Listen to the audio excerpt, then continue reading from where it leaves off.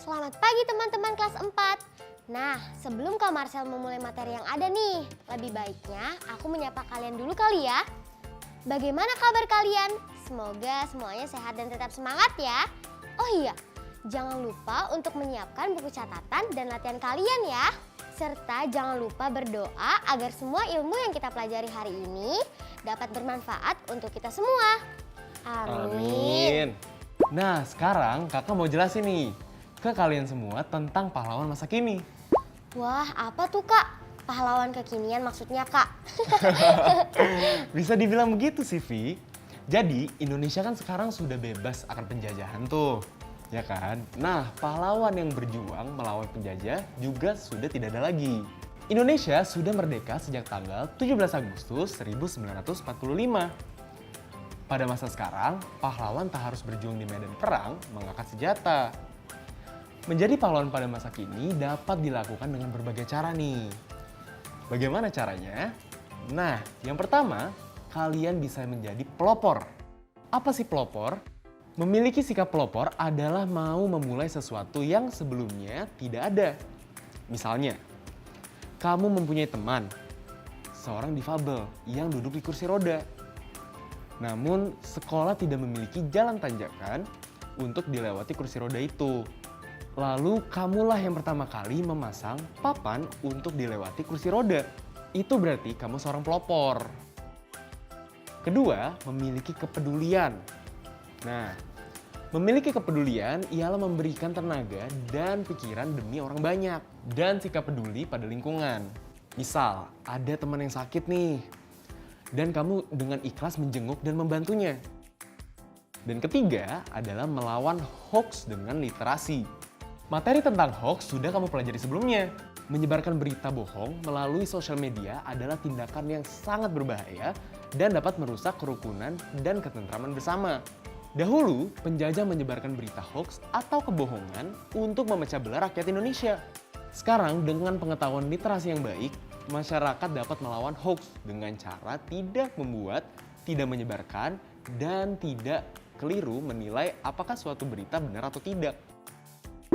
Nah, jadi begitu, Vi. Sekarang paham kan tentang siapa pahlawan masa kini?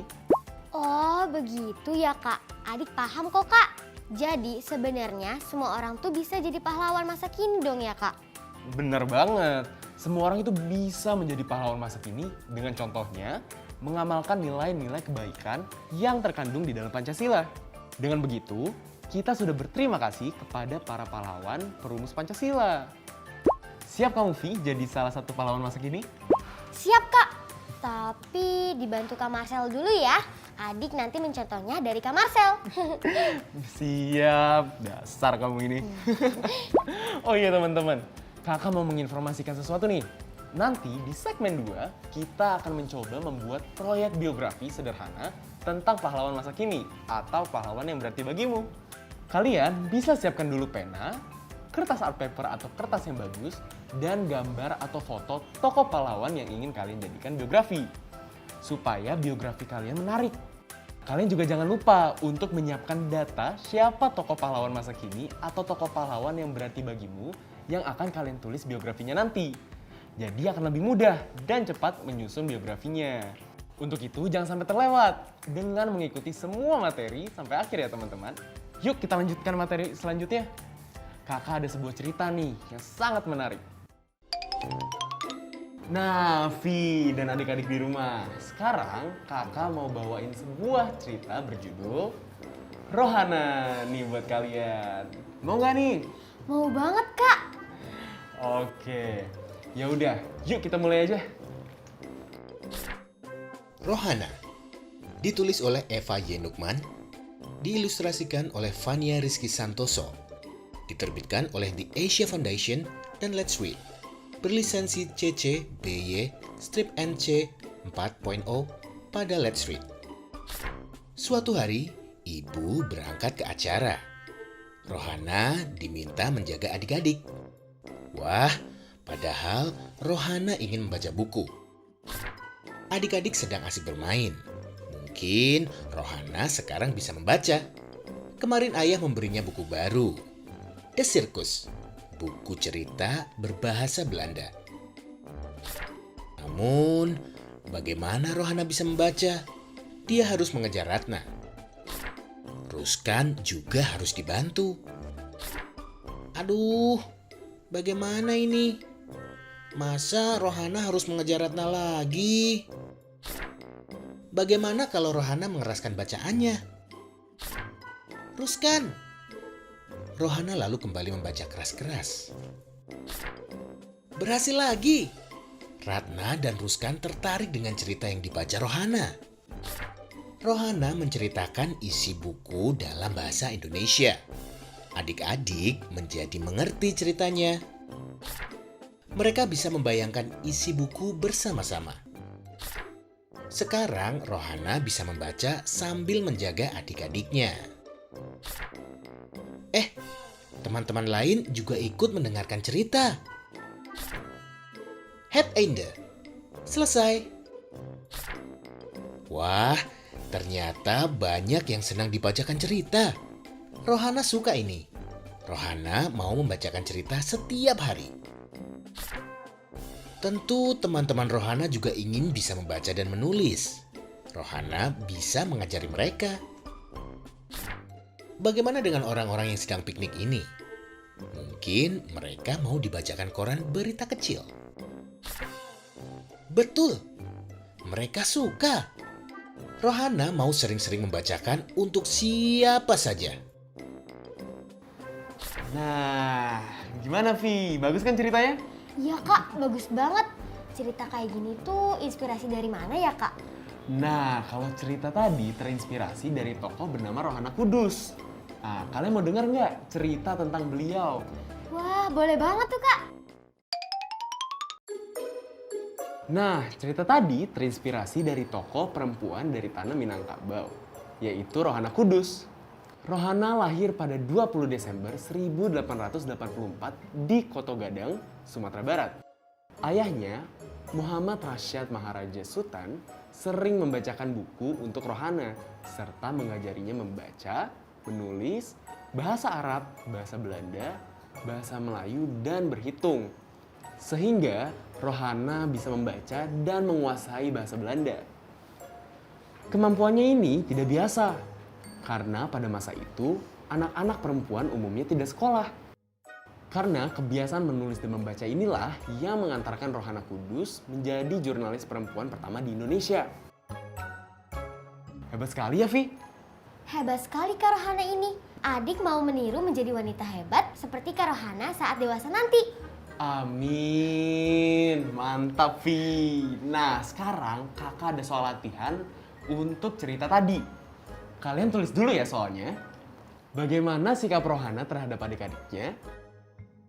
Kemudian, apa saja yang diajarkan ayah Rohana kepada Rohana? Dan berikanlah pesan apa yang bisa diteladani dari cerita Rohana. Kalian bisa menjawab ini bersama orang tua kalian saat senggang nanti. Sekalian untuk mengingat ulang cerita tadi dan melihat seberapa fokus kalian tadi. Selamat berdiskusi. Oh iya Vi, kita pindah ke ruang belajar yuk. Kakak juga mau mengerjakan sesuatu. Boleh Kak, ayo. Ayo.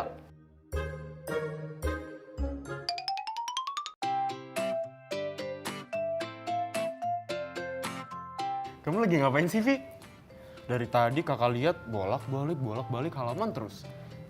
Nggak apa-apa Kak, adik lagi mencari cara menghitung diagram batang. Tapi sayangnya Vivi lupa.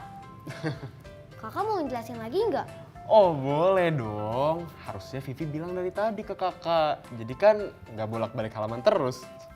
Habisnya Vivi malu Kak. Kan kakak sudah jelasin, tapi Vivinya lupa. Kenapa harus malu? Kakak juga kalau belajar harus kembali diulang, biar kakak nggak lupa, biar semakin ingat dan semakin paham. Iya kak, adik juga mau mengulangi materi diagram batang.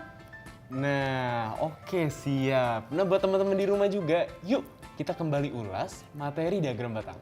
Perhatikan dengan seksama ya. Perhatikan diagram batang tersebut. Kita ketahui terdapat 5 batang dengan tinggi yang berbeda-beda, juga ada garis yang membentang secara horizontal. Nah, sekarang kita diminta untuk menebak nilai yang ditunjukkan oleh masing-masing diagram batang. Cara mengetahui angkanya bagaimana kak? Coba Vivi perhatikan batang nomor 5. Memiliki nilai 4 bukan? Iya kak. Berarti satu garis ungu memiliki nilai 4. Sehingga batang nomor 5 bernilai 4. Yang bisa kita gunakan sebagai acuan untuk menemukan nilai pada batang yang lain. Oh iya, kamu juga bisa menggunakan penggaris untuk membantumu. Adik mulai ingat kak caranya? Kalau satu garis ungu bernilai 4, maka batang nomor 2 mempunyai 2 garis ungu yang bernilai 4 ditambah 4 hasilnya 8 kan kak? Mantap, Vivi mulai hafal ya. Kalau tadi kita sudah ketahui bersama nilai dari batang nomor 2. Coba sekarang Vivi cari nilai dari batang nomor 3. Siap kak, adik coba ya. Diketahui batang nomor 3 memiliki 2 garis ungu dan setengah garis ungu. Maka terlebih dahulu kita mencari nilai dari setengah garis ungu. Jika satu garis ungu bernilai 4, maka setengahnya adalah 4 dibagi 2 hasilnya 2. Wih, keren, Vivi hebat. Kalau begitu sekarang jumlahkan nilai dari batang nomor 3. Setelah kita ketahui semua nilai pada 2 setengah garis ungu yang terdapat di batang nomor 3, maka batang nomor 3 bernilai 2 garis ungu atau 8 ditambah setengah garis ungu atau 2. Hasilnya 8 ditambah 2 sama dengan 10. Wah, mantap. Yuk, sekarang kita mencari nilai dari batang nomor 4. Vivi bisa menjawabnya? Adik sedikit bingung kak, menjawab nilai dari batang nomor 4. Oke, Vivi dan teman-teman di rumah perhatikan baik-baik ya. Untuk mengetahui nilai dari batang nomor 4, kita hitung mulai dari 10. Kenapa mulai dari 10 kak? Karena pada batang nomor 4, nilai terakhir yang sudah kita ketahui adalah 10. Maka dari itu, kita hitung mulai dari 10. Dari nilai 10, naik setinggi 3 kali garis ungu. Yang mana nilai dari 3 garis ungu adalah 3 kali 4 hasilnya 12. Tinggal kita jumlahkan ya kak? Betul sekali. Sehingga tinggi batang nomor 4 adalah nilai 10 yang sudah kita ketahui sebelumnya. Ditambah dengan 3 garis ungu senilai 12. Maka 10 ditambah 12 hasilnya adalah 22. Wah adik tahu kak, sekarang udah paham. Wih, mantap deh adiknya kakak, cerdas. Sekarang tugas adik mencari nilai batang nomor 1 ya. Siap, oke kak. Teman-teman, kita ketahui pada gambar, batang 1 lebih tinggi setengah garis ungu. Masih ingat kan tadi, kita sudah ketahui nilai setengah dari garis ungu adalah 2. Jadi tinggi batang pada nomor 1 dapat ditentukan dengan cara nilai terakhir yang sudah kita ketahui ditambah nilai dari setengah garis ungu, yaitu 22 ditambah 2 hasilnya 24. Yeay, Vivi sekarang udah lebih paham kan? Sudah kak, berkat mengulang lagi pelajaran sebelumnya. Nah betul, nah teman-teman di rumah sudah mencatat materi tadi kan? Jangan malas untuk mengulangnya kembali di rumah ya. Tetap semangat ya teman-teman.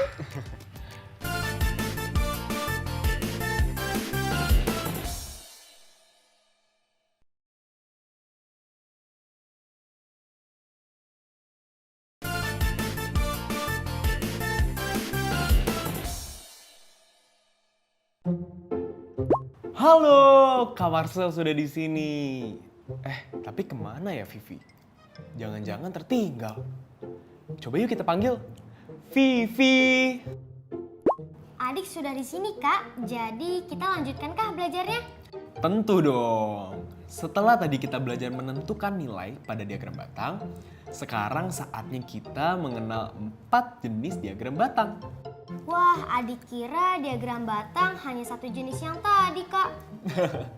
Tentu beragam, Vi. Perhatikan ya.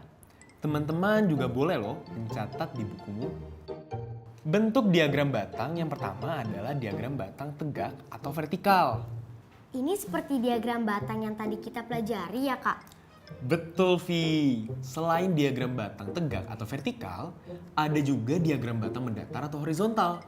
Wah, ternyata bisa juga ya seperti itu. Coba, dari dua diagram tersebut, informasi apa sih yang bisa Vivi dapat? Kakak dulu dong yang contohin pertama. Dari diagram batang tegak maupun diagram batang mendatar, bisa kita simpulkan bahwa informasi yang disajikan dalam kedua diagram tersebut adalah sama. Informasi yang disajikan dalam kedua diagram tersebut ada sebanyak 85 orang yang memiliki pengetahuan mengenai lagu kebangsaan Indonesia. Sementara ada sebanyak 18 orang yang tidak memiliki pengetahuan lagu kebangsaan Indonesia. Selanjutnya, dari jenis-jenis diagram, ada diagram batang majemuk, Vi. Sepertinya informasinya lebih banyak ya Kak? Iya, Vi. Diagram majemuk atau yang biasa disebut diagram batang berganda biasanya digunakan untuk membandingkan dua kumpulan data atau lebih. Dari data yang disajikan, dalam diagram batang majemuk ini, kita bisa mendapatkan informasi mengenai pengetahuan siswa tentang Hari Nasional. Pada Hari Ibu, terdapat 28 siswa yang tahu, sementara 18 siswa tidak tahu. Hari lahir Pancasila sebanyak 23 siswa mengetahuinya, sementara 17 siswa tidak mengetahuinya. Pada Hari Guru, 27 siswa yang tahu dan 14 siswa yang tidak tahu. Sementara sebanyak 34 siswa mengetahui Hari Kemerdekaan Indonesia dan 8 siswa tidak mengetahuinya. Sepertinya tadi kakak sebutkan ada 4 jenis diagram Kak. Yang terakhir apa? Nah, yang terakhir itu diagram bertingkat. Sesuai dengan namanya, bentuk diagram ini bertingkat. Coba sekarang adik yang bacakan informasi yang terdapat dalam diagram ini. Oke, siap Kak. Nama Ani yang digunakan untuk pahlawan laki-laki terdapat 5 orang. Sementara untuk pahlawan perempuan 2 orang. Nama Budi hanya dipakai untuk pahlawan laki-laki dan berjumlah 7 orang. Sedangkan nama Cici digunakan untuk 4 orang pahlawan laki-laki dan 3 orang pahlawan perempuan. Wah, mantap. Bagaimana teman-teman di rumah? Sudah tahu ya apa saja jenis diagram? Nah, adik-adik di rumah, di sini Kak Marcel dan Vivi sudah menyiapkan alat yang dibutuhkan untuk proyek yang akan kita buat bersama. Masih ingat kan kalau kita akan membuat proyek biografi sederhana? Nah, sekarang saatnya kita mengerjakan proyeknya. Udah siap kamu, Vi? Sudah Kak, yaudah yuk kita mulai aja. Kalian sudah menyiapkan data tokoh pahlawan yang kalian angkat di biografi ini kan? Foto atau gambarnya juga sudah? Mantap! Nah, jadi karena kalian masih belajar menulis biografi sederhana, tuliskan 3 paragraf utama saja. Nah, kalian bisa menggunakan panduan berikut untuk menulis biografi. Paragraf pertama, kalian bisa menulis nama tokoh, tempat, dan tanggal lahir, kemudian ceritakan tentang keluarganya, lalu ceritakan tentang masa kecilnya. Lanjut paragraf kedua. Kalian bisa masukkan di mana dia bersekolah, apa yang membuatnya istimewa, apa yang dipikirkan atau yang diinginkannya, kemudian apa saja hal istimewa yang telah dilakukannya. Dan terakhir, paragraf ketiga, kalian bisa masukkan fakta tentang tokoh tersebut. Tanggal wafat tokoh jika sudah wafat. Kemudian alasanmu memilih tokoh itu untuk biografinya. Nah, gimana nih Vi? Mudah kan? Iya Kak, mudah. Adik sudah terbayang mau membuat biografi seperti apa. Wah, boleh tuh. Boleh banget kasih tahu teman-teman di rumah tentang biografimu. Siap Kak. Nah teman-teman, biografi yang akan aku buat mengambil tokoh Rohana Kudus ya. Seperti tokoh cerita yang tadi Kak Marsha bacakan. Ini adalah biografi yang aku buat. Nama Rohana Kudus. Rohana lahir pada tanggal 20 Desember 1884 di Koto Gadang, Sumatera Barat. Ini adalah tempat dan tanggal lahirnya. Ayahnya Muhammad Rasyad Maharaja Sultan adalah seorang pegawai kantor pemerintah. Ini menceritakan tentang keluarganya. Ayahnya sering membacakan buku untuk Rohana serta mengajarinya membaca, menulis, bahasa Arab, bahasa Belanda, bahasa Melayu, dan berhitung. Ini menceritakan tentang masa kecilnya. Sehingga Rohana bisa membaca dan menguasai bahasa Belanda. Kemampuannya ini tidak biasa karena pada masa itu anak-anak perempuan umumnya tidak sekolah. Ini membahas di mana sekolahnya, apa yang membuatnya istimewa. Rohana kemudian juga mengajari teman-temannya membaca. Kebiasaannya ini diteruskan sampai Rohana dewasa. Ini tentang apa yang dipikirkan atau yang diinginkannya.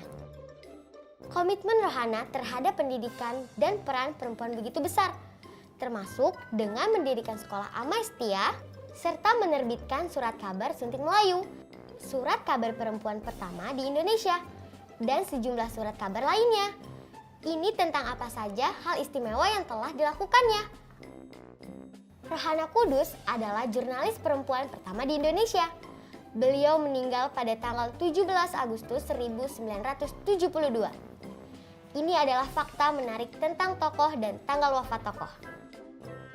Alasan adik memilih tokoh Rohana Kudus ini karena adik merasa bahwa ibu Rohana sangat hebat dan mampu menjadi seorang yang sangat pintar walaupun tidak bersekolah. Adik ingin menjadi seorang wanita yang cerdas saat dewasa nanti seperti Rohana Kudus. Ini adalah alasan memilih tokoh sebagai biografi. Begitu Kak, gimana? Oke nggak? Wah, hebat banget. Semoga cita-citamu terwujud ya, Vi. Menjadi wanita yang sangat hebat. Nah, teman-teman di rumah gimana nih? Sudah paham kan bagaimana menulis biografi sederhana ini? Sekarang kalian boleh loh mengkreasikan biografi kalian sekreatif mungkin. Teman-teman, jangan lupa ya mencatat judul-judul buku atau teks bacaan yang sudah kita baca hari ini. Seperti hari ini, kita sudah membaca bacaan dan cerita berjudul Pahlawan Masa Kini dan Rohana. Jangan sampai lupa untuk selalu mencatat judul bacaannya ya, agar kita tidak lupa apa yang sudah kita baca hari ini. Teman-teman, ini dia daftar yang sudah kita pelajari hari ini.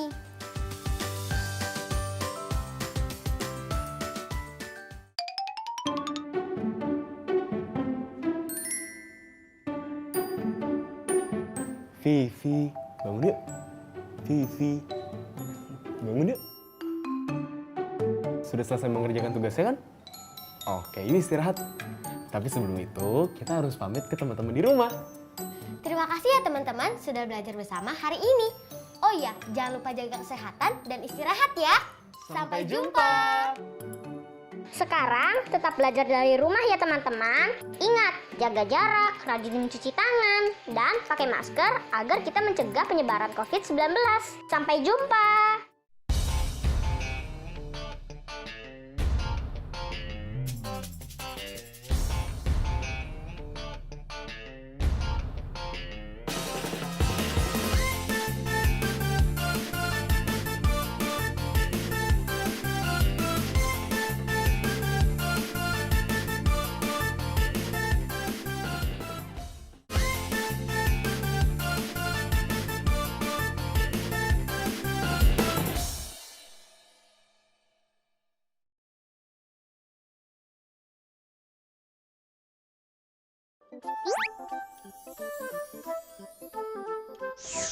Halo sahabat Dikbud, di masa kebiasaan baru seperti sekarang ini, ingat selalu pesan ibu.